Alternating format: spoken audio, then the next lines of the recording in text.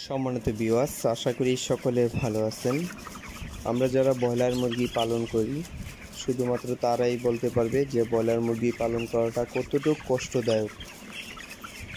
তো এতটুকু কষ্ট নিয়ে মুরগি পালন করি, তারপরে যদি মুরগিগুলো মারা যায় তাহলে তো মনের ভিতরে অনেক অনেক কষ্ট আসে। তো আজকে আমার অনেকগুলা মুরগি মারা গেছে, তো সেই জন্যে খুব কষ্টে খুব খারাপ লাগতেছে আমার। দেখেন কতগুলা মুরগি মারা গেছে। তো আজকে আমি আমাদের জেলা সদরে যে ডাক্তার আছে ওই ডাক্তারের কাছে নিয়ে যাব মুরগিটা। একটা মুরগি অসুস্থ, একটা মুরগি নিয়ে যাব, দেখি স্যারে কি বলে এবং কি ওষুধ দেয়। মুরগিটা আসলে কোনো বুঝতেছি না যে কি রোগটা হলো। মুরগি চঞ্চলতাও ঠিক আছে, খাবারও খাচ্ছে, কিন্তু দেখা গেছে রাত্রেবেলা একটু নাক ডাকে, তারপরে মুরগিগুলা মারা যাচ্ছে। একটু ঠান্ডার প্রবলেম আছে মনে হচ্ছে মুরগিগুলার, কিন্তু এতটুকু বুঝতে পারতেছি যে বড় ধরনের রোগ হয়নি। আর ঠান্ডা লাগলে যে এইভাবে মারা যাবে সেটাও আমি কখনোই ভাবিনি, এতগুলা মুরগি এরকম হালকা ঠান্ডাতে মারা যাবে। তো দেখি ডাক্তারে কি বলে, এবং মুরগিগুলা নিয়ে তো যেতেই হবে।